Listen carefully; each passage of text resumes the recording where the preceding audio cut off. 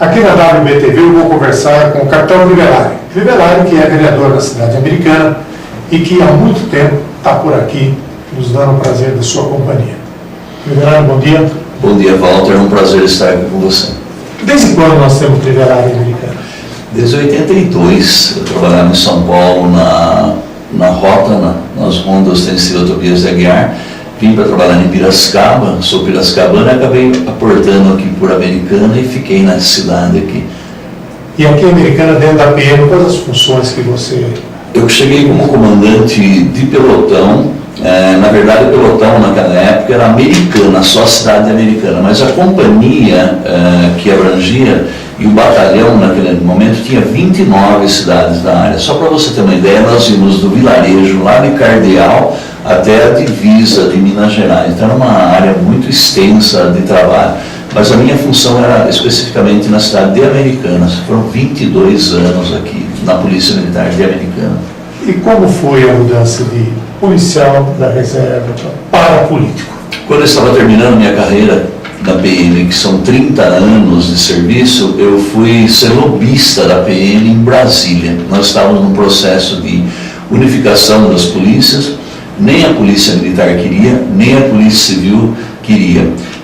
Por ter naquele momento um relacionamento próximo com o deputado Chico Sardelli, com o Vadão Gomes, com o Hélio, que era deputado, e o Edmar Moreira, lá do Castelo, lá de Minas, que é capitão da polícia na época, eu fui mandado lá para criar algumas emendas, e a Polícia Civil também tinha, isso é uma verdade que você está sabendo agora, algumas emendas que não deixavam aquele projeto. Nem a Polícia Civil, nem a Militar queriam o prosseguimento da unificação, por interesse corporativista até. E nós fomos para Brasília. Aí o Chico Sardelli ia sair candidato, me convidou a vir com um partido que não tinha uma formação nem candidato aqui na cidade, que era o Partido Progressista. Saí candidato e aquele ano eu fui eleito e o Chico, infelizmente, não foi eleito prefeito da cidade. E dali você continuou como vereador? Na PM, na verdade, quando você é eleito e assume por uma vez o mandato legislativo, obrigatoriamente você passa para a reserva. Eu tinha os 30 anos, tinha o ciclo completo de polícia, resolvi optar aquele momento por seguir a carreira militar, a carreira política e deixar a militar que eu segui. E aí você se aposentou como capitão da reserva? Capitão da reserva. Eu tinha todos os proventos, as incorporações, os vencimentos já no top e era o momento ideal para sair. Eu sou capitão da reserva da Polícia Militar. Você foi vereador numa Câmara com 13 vereadores e agora você é vereador numa Câmara com 19 vereadores. Qual é a diferença? Completamente diferente. Evidentemente que quando há um número diminuto de vereadores, os problemas afloram mais, aportam mais em cada gabinete. Com 19 ele é diluído para os gabinetes, mas no momento da votação, a hora que aquilo vai para o plenário, o embate é maior, as emendas aparecem com mais frequência, as opiniões são divergentes, traz um público mais diversificado de político, de opiniões políticas e evidentemente o projeto sai diferenciado do que sairia com 13 vereadores. A formatação é completamente diferente. Nas últimas eleições você ficou como suplente, depois o primeiro suplente foi galgado ao cargo de vereador. Que lição que você tirou, você e muitos outros, dessas últimas eleições? Se é que tirou alguma? Tirei sim uma amarga lição. Em duas eleições anteriores eu tive uma votação expressiva, sempre ponteando ali entre os primeiros, e a gente, por ter assumido a condição de líder do governo, você se dedica um tempo muito maior a coordenar a parte política e acaba deixando um pouco de lado aquela parte fundamental do vereador, do dia a dia, da rua, do contato com o público. E isso tem que haver um retorno e serviu como lição que nós devemos retomar essa questão e acumular e acelerar o processo, além da liderança que eu exerço novamente, a volta ao contato com o público. Agora você é novamente líder do prefeito da Câmara. Como líder, você tem que lidar, pelo que você disse, mais com o vereador e menos com a população? É um momento difícil que você tem que optar frequentemente pelas dois tipos de atividade. No primeiro momento, você não pode esquecer que você é vereador e tem um público que deve dar atenção na casa. E a disposição mais difícil, a complexidade é tratar com uma base que é ampla. Hoje o Diego tem 13 vereadores na casa, de opiniões diversificadas e trazer isso para uma conjuntura só, uma opinião só, e fechar um acordo para aprovação dos projetos. Principalmente, e aí que é uma visão diferenciada que nós temos que mostrar aqui, eu sou líder de governo para os assuntos daquilo que vem do Executivo. As questões legislativas, o projeto de um vereador, pontual de outro, o vereador tem que convencer o grupo. Eu tenho que fazer o convencimento daquilo que vem do Executivo. É uma missão árdua, difícil e que demanda bastante tempo. Alguns projetos que não são populares. Tem um projeto que todo ano chega na Câmara, que não é popular, e eu digo que é um projeto covarde, que é o projeto de aumento de impostos. Obviamente, se você sair na esquina e perguntar se quer aumentar imposto, 99,9% não quero. Não quero, não é aumentar, não quero pagar. Evidentemente. Como defender uma causa dessa? A defesa, nós sempre baseamos no seguinte: dos pedidos que vem, a população pede asfalto, pede água, pede luz, a demanda dos pedidos é muito alta. Isso tem que sair de algum lugar. Toda vez que nós vamos fazer uma majoração de impostos na cidade Americana, evidentemente nós puxamos o que existe nas cidades circunvizinhas, e a Americana sempre está defasada com as demais. Então a justificativa não é tão difícil em relação de chegar simplesmente falar, eu vou aumentar imposto. Você tem que ter uma justificativa e apresentar a contrapartida por parte do prefeito, por parte do executivo. Se a população percebe que aquele imposto dele está sendo bem aplicado, está voltando, então é uma justificativa viável. Mas é muito difícil liderar um aumento de imposto. Mas é uma necessidade sem a qual uma cidade não sobrevive. A questão dos pedidos, eu por um tempo atrás, eu tinha um escritório contínuo, o escritório do Ralph Biasi, ali na Fernando Camargo. E o Ralph era deputado federal, ministro, e o Ralph vinha às segundas-feiras. E durante umas 3, 4, 5 segundas-feiras, tinha um senhor, preciso falar com o deputado. E ele parava embaixo, eu falei, puxa vida. Aí o Ralph ia passar, eu falei, Ralph, por favor, o senhor quer falar com você. Se você quer, deputado, eu precisava que o senhor chamasse aqui fulano de tal. O Ralph falou, por quê? Ele falou, porque ele fez mal para minha filha, eu preciso que ele case.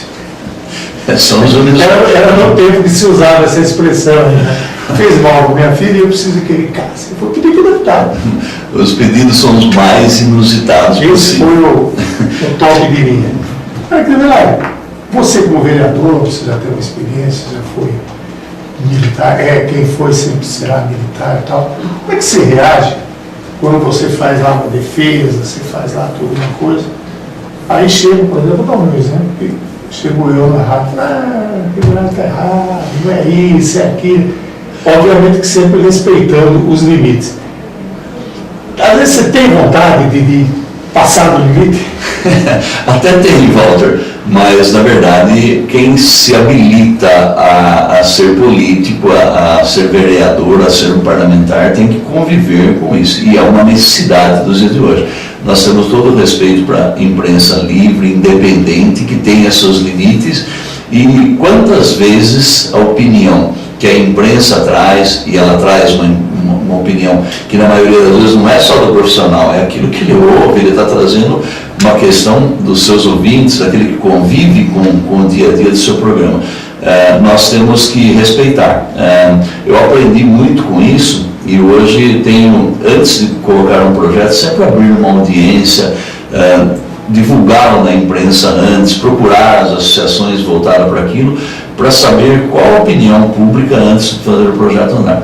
A vontade que tem é de ir lá e esgoelar os jornalistas, mas nós temos que conviver com isso, Val. E é bom a crítica ácida, contundente, eu acho que nos amadurece. Você tem que ter um limite, né? Você tem que saber o limite, até onde você pode ir, até onde os jornalistas podem ir. Se não passar desse limite...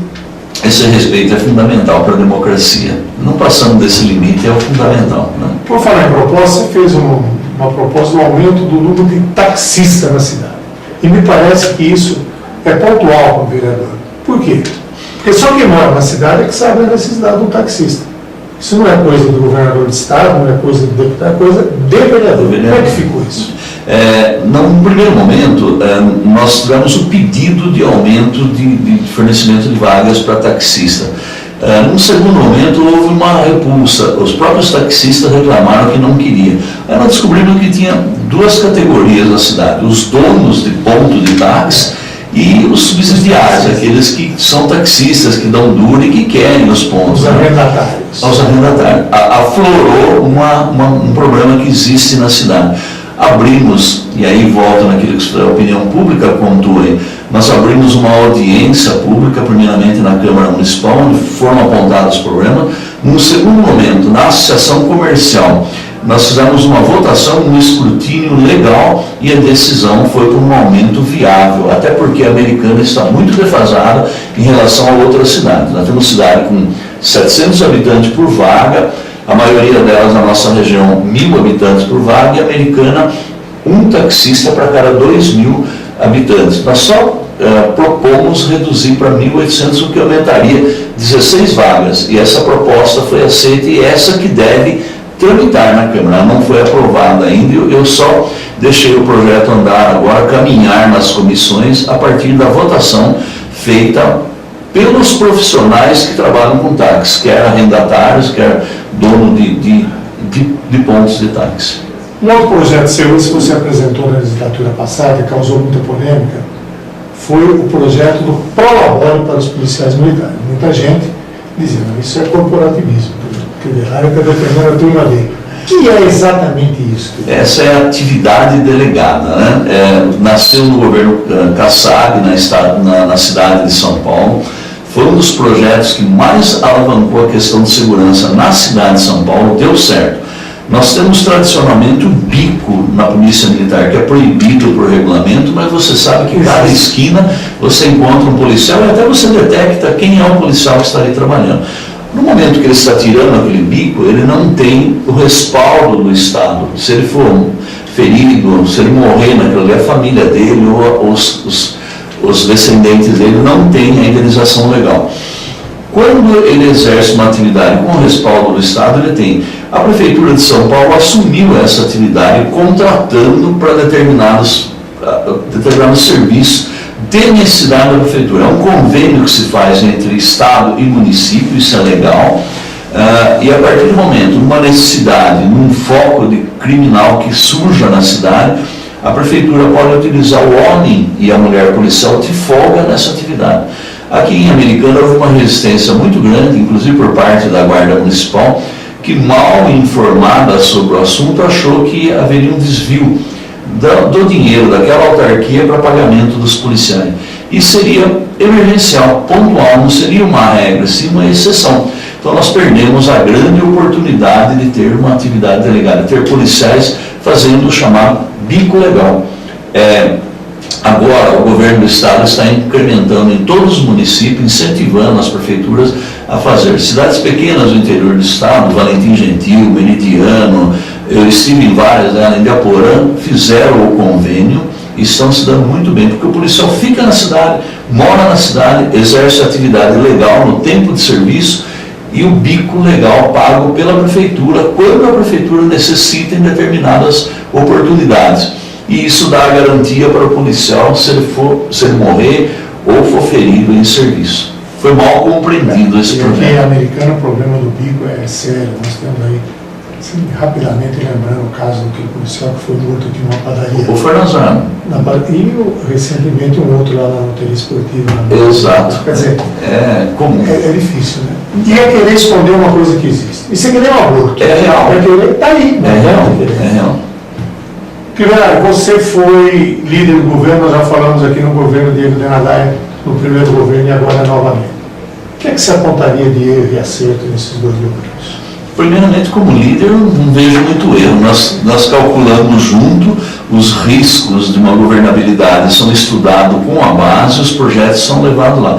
Eu vi, na verdade, um grande avanço na cidade, a cidade saiu de uma estagnação que ela estava, um modelo diferente de governo, e partiu para a modernidade. A cidade realmente entrou no rumo daquelas cidades que têm qualidade de vida, que está buscando, almejando apontear os níveis mais elevados do Brasil. Então eu só vi acerto até agora.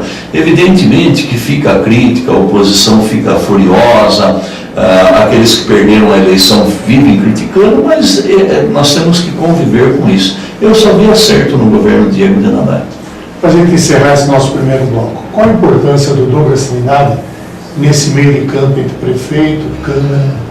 Eu diria que é a espinha dorsal, sem o qual um governo não sobrevive. Eu tenho visto algumas prefeituras na região que esqueceram desse tratamento do mero de ligação entre executivo e legislativo. Não sobrevive. Num primeiro momento, o legislativo trava o executivo, depois o executivo fica birrado com o legislativo. Essa intermediação é fundamental. Eu sempre tenho até brinco com ele, chamo de primeiro-ministro, mas chamo de espinha dorsal do elo do bom funcionamento nesse relacionamento que deve existir entre executivo e legislativo. Aqui na WBTV eu falei com o capitão Federale, ele que é vereador na Câmara Municipal de Americana.